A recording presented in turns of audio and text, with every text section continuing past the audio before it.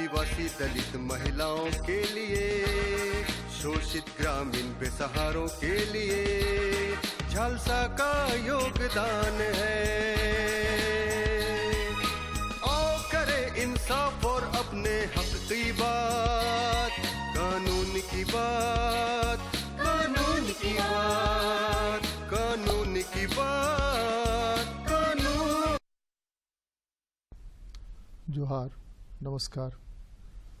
कानून की बात में आप सबका स्वागत है। हम पूरा देश और दुनिया में भारत के जो लोग बसे हुए हैं अलग अलग मुल्कों में, वे सारे लोग भारत की आज़ादी का अमृत महोत्सव मना रहे हैं। अमृत महोत्सव में यह भी है कि सबको बराबर बराबर अमृत बटे, जो भारत का संविधान कहता है। यह भारत का संविधान देश चलाने का बाइबिल है, कुरान है, गीता है, रामायण है, जो कह लीजिए, उसी से यह मुल्क चलता है, उसी से चुनाव होता है, उसी से लोकतंत्र है, उसी से कोई भी आदमी वोट पा करके ऊपर से ऊपर तक की कुर्सी पर पहुंच सकता है। यह भारत का संविधान है क्या? भारत के संविधान को भारत के आम आदमी के बिहाफ में बनाया गया। शुरू ही करते हैं कि हम भारत के लोग, तो हम भारत के लोग we the people of India बनाते भी है और उसको अंगीकृत भी करते हैं। कोई सरकार उसको एडॉप्ट नहीं करती है, कोई सरकार उसको नहीं बनाती है। संविधान में जो अधिकार दिए गए हैं, संविधान में जो कर्तव्य दिए गए हैं, संविधान में जो प्रावधान किए गए हैं, उसका लाभ एक एक व्यक्ति को, चाहे कितना हो सुदूर इलाके में बैठा हुआ हो, वो कैसे मिले, कैसे संविधान बना। कानून की बात में आज इसी पर हम बात करेंगे। भारत का संविधान। हमारे साथ बात करने के लिए हैं झारखंड विधिक सेवा प्राधिकार के पैनल लेयर और हाई कोर्ट के प्रैक्टिशनर निपुण बख्शी जी। स्वागत है आपका। नमस्कार। भारत के संविधान बनाने की प्रक्रिया से हम लोग शुरू करें, संविधान सभा से, वहाँ से बढ़ कर के चीज़ों को आगे ले जाने की कोशिश करें। और हम अपने दर्शकों को यह बताना चाहते हैं कि संविधान क्या है और उस संविधान से वो अगर कुछ चाहते हैं हक पाना, तो कहाँ से और कैसे पा सकते हैं। संविधान की संरचना जो कॉन्स्टिट्यूएंट असेंबली है उसके द्वारा की गई थी और ये हमें स्वाधीनता मिलने के पहले ही ये कार्य शुरू हुआ। 1946 से ही एक कॉन्स्टिट्यूएंट असेंबली का गठन किया गया ब्रिटिश राज्य में ही, और उसमें सबको भागीदार मिला। प्रिंसली स्टेट्स थे, सारे समुदाय के लोग थे, सबने मिलकर एक कॉन्स्टिट्यूएंट असेंबली बनाया। कॉन्स्टिट्यूएंट असेंबली में भी अलग कमिटियां बनी। संविधान के लिए एक ड्राफ्टिंग कमेटी बनी जिसकी अध्यक्षता सभी जानते हैं डॉक्टर भीमराव अंबेडकर जी को दी गई, और इस तरह से संविधान की संरचना शुरू हुई। तो संविधान एक मौलिक कानून भी है, एक शासन व्यवस्था भी है, जो कि हमारे जो शासन के जो अंग हैं उनकी संरचना करता है। जो हमारा जो कानून है, जो मास्टर लॉ कहते हैं, फंडामेंटल लॉ है, वो भी है कि बाकी देश में बनने वाले सभी कानून जो हैं वो कॉन्स्टिट्यूशन में जो फंडामेंटल प्रिंसिपल्स है उसके अधीन रहें। कॉन्स्टिट्यूशन को रिजिड भी बनाया गया और फ्लेक्सिबल भी बनाया गया कि चाहे तो इस कॉन्स्टिट्यूशन में कुछ प्रावधान बदल भी जा सके, क्योंकि समाज विकसित होता है, इसीलिए उसमें संशोधन की आवश्यकता भी है। लेकिन रिजिड इसलिए भी बनाया गया, कुछ प्रावधान इसलिए किए गए कि संविधान को ही खत्म करने की कोशिश ना हो। और यही केशवानंद भारती का केस भी था। उसकी जो लॉजिक है, लीगल रीजनिंग है उसमें, वो यही थी कि पार्लियामेंट भी सुप्रीम नहीं है और इंडिया कोई फेडरेशन भी नहीं है। यहाँ तक कि ज़्यादातर लोग कहते हैं कि इंडिया फेडरेशन है, लेकिन अमेरिकी कॉन्स्टिट्यूशन की तरह इंडिया एक फेडरेशन ऑफ स्टेट्स नहीं है, कोई अग्रीमेंट नहीं है। हम यूनियन ऑफ स्टेट्स जरूर है पर यूनिटरी बायस है। तो कॉन्स्टिट्यूशन को ही हमने सुप्रीम माना कि कॉन्स्टिट्यूशन सर्वोपरि है। पार्लियामेंट भी कॉन्स्टिट्यूशन से ही बनी है, पर सुप्रीमेसी ऑफ पार्लियामेंट जो ब्रिटिश डेमोक्रेसी का अंग है वो भारत में नहीं था। यहाँ सेपरेशन ऑफ पावर्स है, जुडिशरी का गठन किया गया, इंडिपेंडेंट जुडिशरी बनाई गई ताकि लोगों के मौलिक अधिकारों की रक्षा भी हो सके। और यही कानून संविधान का एक ढांचा तैयार किया गया जिससे कि जो जनता है उन्हें उनके अधिकार भी मिल सके और देश का विकास भी हो सके। भारत के संविधान को अगर आज़ादी से हम जोड़ें, आज़ादी का हम अमृत महोत्सव 75वां साल में प्रवेश कर गए हैं, उसको मना रहे हैं, पूरा मुल्क मना रहा है, तो आज़ादी से संविधान का क्या ताल्लुक है? आज़ादी से संविधान का ताल्लुक बहुत गहरा है, क्योंकि हमने जब कॉन्स्टिट्यूशन में फंडामेंटल राइट्स का चैप्टर बनाया पार्ट 3, तो हमने उसमें कुछ अधिकार, मौलिक अधिकार जो देश के जनता है, जो देश की जनता है, उन्हें दिया। सो राइट टू इक्वालिटी है, राइट टू लिव। एक मिनट होल्ड, थोड़ा सा, एक सेकेंड। एक तो है कि दिया मतलब जो होता है किसी सरकार ने दिया, इसको हमको लगता है थोड़ा सा वो ठीक करना चाहिए कि संविधान तो भारत के लोगों ने बनाया, शुरू वहीं से करते हैं और इंड भी वहीं करते हैं, हम भारत के लोग से ही इंड करते हैं, तो वो देने लेने का है। यानी कि जो संविधान बना, उस संविधान में मुझे लगता है, आप बेहतर एक्सपर्ट हैं आप, मुझे लगता है कि संविधान में जो सबसे निचले पायदान पर बैठा हुआ है उसको भी जीवन का अधिकार जो दिया गया, वह गरिमा, लाइफ विद डिग्निटी के साथ दिया गया और कहीं किसी से कम नहीं दिया गया। नहीं, बिल्कुल। तो ये जो राइट टू लाइफ है, ये सारे जो थे, हालांकि हमारा ये कहना है कि हमारे लोगों ने ही बनाया, पर इस पर भी काफी डिबेट चला कॉन्स्टिट्यूएंट असेंबली में, खास करके संशोधन के मुद्दे पे भी। कुछ का कहना था कि जो कॉन्स्टिट्यूएंट असेंबली थी वो तो जनता के द्वारा चुनी नहीं गई थी, ठीक, वो ब्रिटिश ने ही, राज्य ने ही उसकी स्थापना की, तो पहला इलेक्शन संविधान बनने के बाद हुआ देश में। लेकिन फिर भी वो संविधान एक सोच थी और वो सोच जनता के लिए बनी थी, भारत के लोगों के लिए ही बनी थी। बिल्कुल। और इसीलिए उसमें ऐसे कुछ प्रावधान किए गए, राइट टू लाइफ, जिससे कि ये सोच थी कि अगर बाद में सरकारें आती है तो सरकार अपने हिसाब से या अपने फायदे के लिए इस संविधान को बदल न दे, पूरी तरह से कोई राइट्स न ले ले। हेबियस कॉर्पस का राइट है, राइट टू लाइफ है, जो इमरजेंसी के दशक में सस्पेंड भी हुई, और एडीएम जबलपुर का केस आया जिसमें यह भी कहा गया कि राइट टू लाइफ भी, हेबियस कॉर्पस पिटिशंस भी नहीं फाइल किए जा सकते हैं, जिसे कि हम एडीएम जबलपुर मूवमेंट कहते हैं, जो कि बहुत डिबेट है और बाद में उससे ओवर रूल भी किया सुप्रीम कोर्ट ने हाल में ही केएस पुट्टू स्वामी के केस में। तो हमने कहा कि ये जो राइट टू लाइफ है ये सुप्रीम है, ये फंडामेंटल राइट्स पार्लियामेंट भी कानून बनाकर नहीं ले सकता है। बेसिक स्ट्रक्चर आया तो कानून, ये जो इंडिपेंडेंट जुडिशरी बनी और सुप्रीमेसी ऑफ पार्लियामेंट नहीं रहा, इसका भी कुछ फायदा भी मिला। सुप्रीमेसी ऑफ कॉन्स्टिट्यूशन ही रहा, आपने सुप्रीमेसी ऑफ कॉन्स्टिट्यूशन ही रहा, और इसीलिए सुप्रीम कोर्ट ने भी बेसिक स्ट्रक्चर बनाया और कहा कि जिससे आप खुद अपनी शक्तियां लेते हैं, आप उसी को खत्म नहीं कर सकते, उसे डिस्ट्रॉय करने का राइट नहीं है आपको। आप अमेंड जरूर करें, बदलाव करें, 105 से भी ज्यादा अमेंडमेंट्स हुए हैं और कुछ महत्वपूर्ण भी हुए हैं, लेकिन कॉन्स्टिट्यूशन आज भी है और उतना ही महत्व भी रखता है। वक्त के साथ चीजों को बदलने की जरूरत पड़ती है, लेकिन मूलभूत ढांचा बदलने की जरूरत नहीं पड़ती है। कुछ सुधार करने की जरूरत पड़ती है, वो सुधार होते ही रहते हैं, वो होते रहेंगे, सब कुछ चलता रहता है। भारत का जो लोकतंत्र है, कहते हैं कि 3 पायों पर खड़ा है। आमतौर पर माना जाता है कि टेबल 4 पाए का ही होता है, 3 पाए का टेबल आजकल दिखता नहीं है। ये जो 3 पाए का टेबल है वो क्या है और कैसे एक दूसरे को हेल्प करता है मुल्क को बेहतर बनाने में? कि जो 3 एसेंशियल विंग्स हैं वो है लेजिस्लेचर, एग्जीक्यूटिव और जुडिशियल जी। और यहाँ पे जो शासन व्यवस्था बनी इसमें यही था कि लेजिस्लेचर कानून बनाएगी, एग्जीक्यूटिव उसका पालन करेगी। उसका भी 2 बाइकैमरल स्ट्रक्चर था, 2 लेवल पे स्ट्रक्चर था। राज्य में गवर्नर जो है वो एग्जीक्यूटिव हेड है, राष्ट्र का एग्जीक्यूटिव हेड प्रेसिडेंट है, तो प्रेसिडेंट एग्जीक्यूटिव हेड है, वो प्रधानमंत्री के राय से सारे काम करते हैं। तो ये व्यवस्था बनी।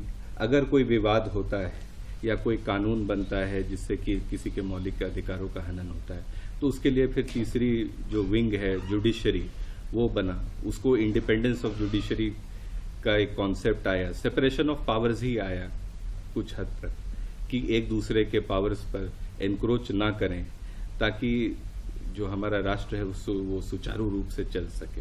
हालांकि ऐसे इंस्टेंसेस हुए जब टकराव की नौबत आई, लेकिन क्योंकि हमारी संरचना ही थी separation of powers, independence of judiciary और एक दूसरे के लिए म्यूचुअल रिस्पेक्ट का ये प्रावधान था कि आज भी हम उसी स्ट्रक्चर के साथ सक्सेसफुली देश को चला रहे हैं कई साल के बाद भी। संविधान में जो रेमेडीज हैं, जो राइट्स दिए गए हैं कि अगर उस राइट्स का हनन हो रहा है तो उसके लिए क्या कर सकता है एक वैसा व्यक्ति जो व्यक्ति आर्थिक रूप से सामाजिक रूप से बहुत ही कमजोर है, ताकि उसको भी उसका हक मिल सके। कैसे उसको अपना हक मिल सकता है? जो आर्थिक रूप से कमजोर लोग हैं उनके लिए 2-3 लेवल है रेमेडीज की। एक तो जो न्यायिक प्रक्रिया है वो तो है ही। आर्टिकल 32 में फंडामेंटल राइट का भी एनफोर्समेंट का प्रोविजन है, सीधे सुप्रीम कोर्ट जाने का भी प्रावधान था। इसीलिए तो राइट टू कॉन्स्टिट्यूशनल रेमेडीज है। हाई कोर्ट में भी आर्टिकल 226 है जिसमें वो अपने फंडामेंटल राइट्स के लिए अप्रोच कर सकता है। अगर वो सक्षम नहीं है लड़ने के लिए तो उसके लिए भी उपाय किए गए, जैसे कि झालसा बनी, विधिक सेवा प्राधिकार बना, जिसमें वो मुफ्त कानूनी सहायता प्राप्त कर सकता है। और इसके अलावा भी जो उसके द्वारा चुने गए लोग हैं, जो एमएलएज हैं, एमपीज हैं, वो उनके पास भी जाकर अप्रोच कर सकता है, अपनी तकलीफें बता सकता है। और वो भी, उनकी भी जिम्मेदारी उतनी ही है कि वो उनके राइट्स की प्रोटेक्शन करें। एक और चीज जो जनजातीय हैं, तो पूरा नॉर्थ ईस्ट जनजातीय बहुल इलाका माना जाता है, वहाँ एक अलग शेड्यूल लागू है जिसको 6 शेड्यूल कहते हैं। अपने यहाँ झारखंड में 5th शेड्यूल है और भी कई स्टेट हैं जहाँ की ये शेड्यूल लागू है। इस शेड्यूल के स्पेशल होने का क्या मतलब है? ये स्पेशल शेड्यूल है इसलिए कि इसमें डायरेक्टली जो प्रावधान किए गए वो प्रेसिडेंट के द्वारा जो ट्राइबल एरियाज है उनके एडमिनिस्ट्रेशन के लिए बनाए गए। ये भी देखा गया कि जो कानून बनाए जाते हैं वो इनकी रक्षा करें। इनकी एक अपनी कानून व्यवस्था भी है, संथाल में भी हमने देखा है, या आदिवासियों की उनकी अपनी शासन प्रक्रिया थी, वो रहते हैं। कलेक्टिव ओनरशिप है, गांव में जमीन का बंटवारा नहीं है, तो उन पर कानून थोपना सही नहीं था। ब्रिटिश राज ने भी इसकी कोशिश की और वो भी इसमें असफल रहे। हालांकि वो भारत पर राज्य करने में सक्षम रहे, पर उनको काफी ट्राइबल रेजिस्टेंस हुआ, क्योंकि वो इस चीज को उसको समझे नहीं कि उनकी एक अलग व्यवस्था है। तो इसीलिए जब संविधान बना तो इसको ध्यान में रखा गया कि ट्राइबल एरियाज को एडमिनिस्टर करने के लिए कुछ स्पेशल राइट्स होने चाहिए उनके लिए, और स्पेशल प्रावधान होने चाहिए, और डायरेक्टली प्रेसिडेंट को ये होने चाहिए। और कुछ जो पंचायती राज वगैरह है वो भी नहीं करके उनकी जो व्यवस्था है उसे रहने दिया जाना चाहिए, क्योंकि वो सालों से उसी तरह से अपनी जीवन शैली व्यतीत करते आए। संविधान में जो प्रावधान है ग्राम सभा और आदिवासी शासन व्यवस्था को लेकर के, जो उनका ट्रेडिशनल है, उसको लेकर के अभी भी कई सारे मामले कई कोर्ट्स में चल रहे हैं कि पंचायत नहीं चाहिए हमको, हमारी जो पुरानी व्यवस्था थी ग्राम सभा वाला उसको वही रहने दीजिए। नगर निकाय हैं वहाँ भी इस तरह की व्यवस्था, लोकल सेल्फ गवर्नमेंट में ये थोड़ा सा ज़्यादा चल रहा है। अब इसको हम लोग इस रूप से समझें कि हमारे दर्शक विभिन्न टाइप के हैं, अलग अलग मेंटल लेवल है, उनको समझाने के लिए अगर हम ये बात करें कि यह संविधान किस प्रकार यह मौका देता है कि आप अपने प्रतिनिधि चुनिए और उसको जब चाहे तब बदल डालिए, यानी कि जो अवधि दी गई है 5 साल का जो टर्म है वो बदल डालिए और उस पर कंट्रोल रखिए। कंट्रोल रखने की सिस्टम कैसे वो उनको मौका देता है। और अगर ग्रीवांसेस है तो ग्रीवांसेस के रिमेडीज के लिए जो आपने प्रावधान बताया कि आप अपने विधायक के पास जा सकते हैं, आप अपने मुखिया के पास जा सकते हैं, आप अपने कलेक्टर के पास जा सकते हैं, कहीं नहीं होता है तो बाकी जितने न्यायालय के दरवाजे हैं सब आपके लिए खुले हुए हैं। उन लोगों के लिए कुछ बताइए।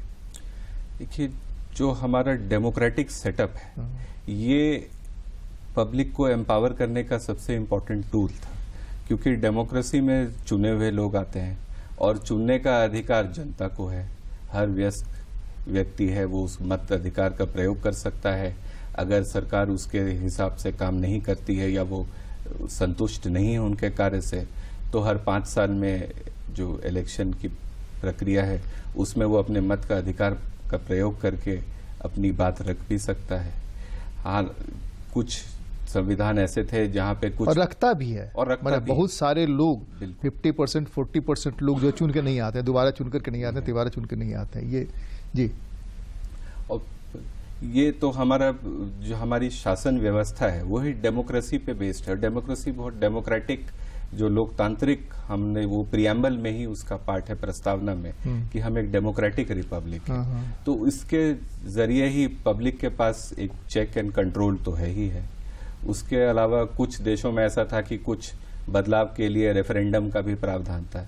इस पर भी काफी डिबेट्स हुए कॉन्स्टिट्यूएंट असेंबली में, लेकिन हमारे जो संविधान के निर्माता हैं उनका ये मानना था कि ये शायद बहुत रिजिड बना देगा कि हर मुद्दे पे डायरेक्टली पब्लिक के पास जाना, और ऐसे राज्य, ऐसे देश में जहाँ की बहुत ज्यादा आबादी है, ये शायद प्रैक्टिकल नहीं हो पाता। तो इसीलिए रेफरेंडम के प्रोविजंस नहीं किए गए। पर फिर भी जनता को ये अधिकार तो है ही है कि वो हर 5 साल में अपनी सरकार चुने। राइट्स वो अपना जाने, जो आम आदमी है वो राइट्स अपना जाने।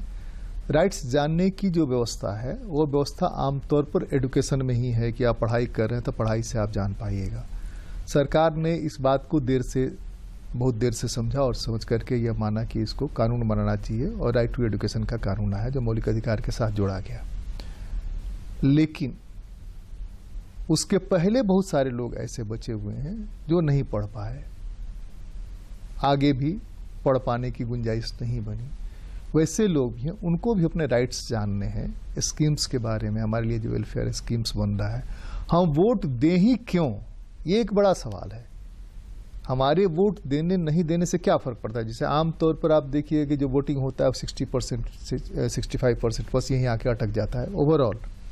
तो वो जो 35% नहीं देने जा रहे हैं, उससे उनका क्या नुकसान है? उससे मुल्क का, डेमोक्रेसी का कॉन्स्टिट्यूशनल जो राइट मिला, उससे क्या नुकसान है? कि उससे नुकसान तो है ही, लेकिन ये उदासीनता इसलिए भी है क्योंकि जो सरकारें चुनी गई, ऐसा बहुत से लोगों को लगा कि उन्होंने डिलीवर नहीं किया, उन्होंने कुछ किया नहीं। फिर सुप्रीम कोर्ट में एक केस चली, People's Union of Civil Liberties versus Union of India, जिसमें यह भी सवाल हुआ कि अगर हम नहीं देना चाहते हैं वोट तो नोटा का भी प्रावधान किया जाए। और फिर आर्टिकल 80 में भी अमेंडमेंट करके नोटा का भी प्रावधान किया गया।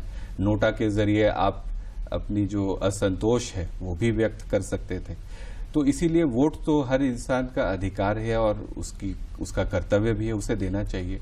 नोटा का भी प्रावधान है, अगर वो असंतुष्ट है, उसे लगता है कि ये सारे लोग जो चुनाव के लिए खड़े हुए हैं, ये कोई मेरा वोट नहीं पा सकते हैं, तो वो नोटा में भी वो अपना वोट डाले और ये कहे कि नहीं, हम नोटा का प्रयोग करेंगे, ये हम बताएंगे कि हम असंतुष्ट हैं। लेकिन अपने अधिकार के प्रति जागरूक होना जरूरी है और अधिकार का प्रयोग करना है, क्योंकि यही पिलर है हमारे डेमोक्रेसी के और सरकारें इसी से बनती हैं। तो इससे अलग हो जाना, विमुख हो जाना, ये कोई सोल्यूशन नहीं है जो हमारा प्रॉब्लम्स है। एक थोड़ा सिंप्लीफाई करने के लिए हम उसको वो करना चाहते हैं कि आप अगर नाराज हैं किसी से, तो नाराजगी व्यक्त करने का जो अधिकार मिला हुआ है उसका भी अगर आप इस्तेमाल नहीं करते हैं तो पूरी जिंदगी नाराज ही रहना पड़ेगा। अगले 5 साल तक तो नाराज रहना पड़ेगा, फिर अगले 5 साल तक नाराज रहना पड़ेगा। जो कॉन्स्टिट्यूशन ने आपको राइट दिया, एक वोट से हार जीत होती है, सिंगल वोट से। 51 जिसको आएगा वो जीत जाएगा, 49 जिसको आएगा वो हार जाएगा। तो आपके वोट का क्या महत्व है, यह फील करना, सरकार फील कराए या नहीं कराए। सरकारों के अपने संसाधन हैं, अपने जो व्यवस्था है, उस व्यवस्था में सरकारें कोशिश करती है कि लोग जाने कि वोट का क्या महत्व है। जो चुनाव में लोग खड़े होते हैं, पार्टियां आती हैं, वो भी कहती है वोट देने जाइए, वोट देना जरूरी है। लेकिन जो नहीं समझ रहे हैं, उनका इस कॉन्स्टिट्यूशन की रक्षा, अपनी आज़ादी के रक्षा के लिए कितना महत्व है यह जानना कि हमको वोट देना ही चाहिए। सरकार ने अनिवार्य नहीं बनाया है, लेकिन कॉन्स्टिट्यूशन ने अनिवार्य किया है कि हमको वोट देना चाहिए ताकि हम अपनी नाराजगी व्यक्त कर सकें, अपनी सहमति व्यक्त कर सकें, अपनी असहमति व्यक्त कर सकें।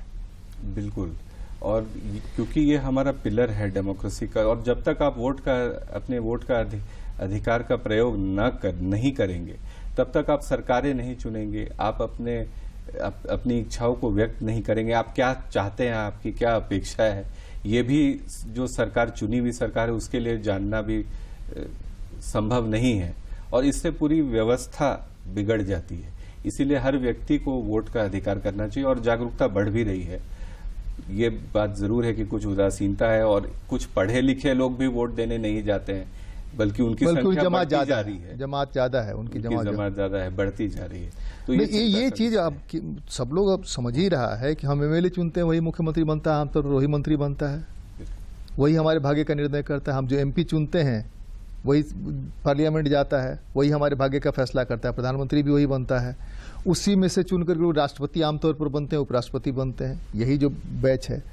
तो वैसे में अगर हम नहीं समझते हैं और हम सहमति, असहमति या गुस्सा तीनों में कोई नहीं व्यक्त करते हैं, तो उसका नुकसान तो अंततः हमको ही उठाना पड़ता है। कॉन्स्टिट्यूशन है, कॉन्स्टिट्यूशन से राइट मिला, हमको किसी ने पैसा दिया कि भाई अपनी गरीबी रेखा से ऊपर उठिए, और हम उसको खर्च ही नहीं करें, हम उसका इस्तेमाल ही नहीं करें, तो अंततः तो हम अपना ही नुकसान कर रहे हैं ना। बिल्कुल, और इसीलिए जरूरी है कि हम जो कॉन्स्टिट्यूशन में सारे राइट्स हैं उन सब का प्रयोग करें, और हमारी ड्यूटीज भी है, और हम सवाल पूछें। Directive principles of state policy बनी हुई है जो पार्ट 4 ऑफ द कॉन्स्टिट्यूशन है, वो डायरेक्टिव प्रिंसिपल्स पे भी हम सवाल पूछे, उसको नॉन जस्टिसेबल बनाया है। उस पे तो जवाब जनता से ही मिलना है, सरकारों को जनता को ही जवाब देना है, क्योंकि कोर्ट में तो वो जवाब देने के लिए बाध्य नहीं है। वो जो प्रिंसिपल्स, डायरेक्टिव प्रिंसिपल्स हमने आयरिश कॉन्स्टिट्यूशन से लिया कि ये हमें अचीव करना है, ये जो हमारे प्रिंसिपल्स हैं जिसके तहत हमें सरकारें चलानी है, ये व्यवस्था के लिए तो वो जवाब दे जनता को ही है। तो जनता को भी जागरूक होना जरूरी है, और उन्हें अपने अधिकारों का भी प्रयोग करना है, और कॉन्स्टिट्यूशन को भी अलाइव रखना है, उसको और मजबूत करना है अपने अधिकारों का प्रयोग करके। उसी कॉन्स्टिट्यूशन के तहत जो विधिक सेवा प्राधिकार बने, विधिक सेवा प्राधिकार द्वार द्वार तक पहुंचने की कोशिश कर रहा है। कॉन्स्टिट्यूशन से राइट्स, कॉन्स्टिट्यूशन के तहत ही जो स्कीम्स वेलफेयर के चलाए जा रहे हैं उसके बारे में बता रहा है। वही प्राधिकार उसी माध्यम से, उसी कॉन्स्टिट्यूशन के तहत ही एक पोस्टमैन को देता है यह मौका कि भाई आप वहां जाके उनके मोबाइल पर कंप्लेन हमारे पास भेज दीजिए, वो कंप्लेन हमारे पास चला आएगा। यह जो व्यवस्था है, उस व्यवस्था में पब्लिक को उसके बावजूद भी अगर कोई ग्रीवांस बच जाता है, देन देखिए जो हमारे कोर्ट्स ने है उसने उन्होंने ये डिक्लेयर कर दिया है कि राइट टू लीगल एड है, free and compulsory legal aid का राइट दिया है, खास करके जहां आपराधिक मुकदमे चलाए जा रहे हैं जनता पे और वो सक्षम नहीं है या किसी वजह से भी नहीं, तो कोर्ट की ड्यूटी है कि उसको एक अधिवक्ता इसकी सहायता दी जाए। वो नहीं चाहता है तो भी उसे दी जाए, उसे ये ऑफर, या तो वो खुद अपना केस लड़े, लेकिन एक कंपलसरी फ्री लीगल एड का प्रोविजन प्रावधान किया गया है। उसके बाद भी अगर वो किसी तरह से असंतुष्ट है तो ये विधिक सेवा प्राधिकार, इनके जो अध्यक्ष हैं ये तो जुडिशरी से जुड़े हुए हमारे जजेस हैं, डायरेक्टली उन्हें अप्रोच कर सकता है, और लोग करते भी हैं। सुप्रीम कोर्ट के जो सेकंड सीनियर मोस्ट जज होते हैं वो चेयरमैन, एग्जीक्यूटिव चेयरमैन होते हैं। हाई कोर्ट के भी सेकंड सीनियर मोस्ट जज वो एग्जीक्यूटिव चेयरमैन होते हैं और सारा कामकाज देखते हैं विधिक सेवा, तो डायरेक्टली उन तक भी पहुंचा जा सकता है, और जो भी ग्रीवांस है वो उनके तक पहुंचाया जा सकता है। हमारे पास प्रकृति ने नदियां दी हैं, हमारे पास पानी पीने के कई सारे स्रोत दिए हैं। हम खुद उस पानी को नहीं पिए और पानी के लिए चिल्लाएं कि हमको पानी नहीं मिल रहा है, पानी को खुद गंदा करें और कहें कि पानी में गंदगी है। तो हमारी ड्यूटी है, कॉन्स्टिट्यूशन ने जो हमको राइट्स दिए हैं उस राइट्स को अवेल करें, उसका उपयोग करें, और हम एक बेहतर सरकार चुनने का जब भी मौका आता है, जो भी अच्छा लगता है उसको चुनने का अधिकार है, उस सरकार को नियंत्रित करने का अधिकार है, और सरकार के पास अपने ग्रीवांसेस रखने का भी अधिकार है। कानून की बात में आज तो बस इतना ही, अगली बार मिलते हैं, किसी और मुद्दे पर चर्चा करते हैं। थैंक यू, नमस्कार।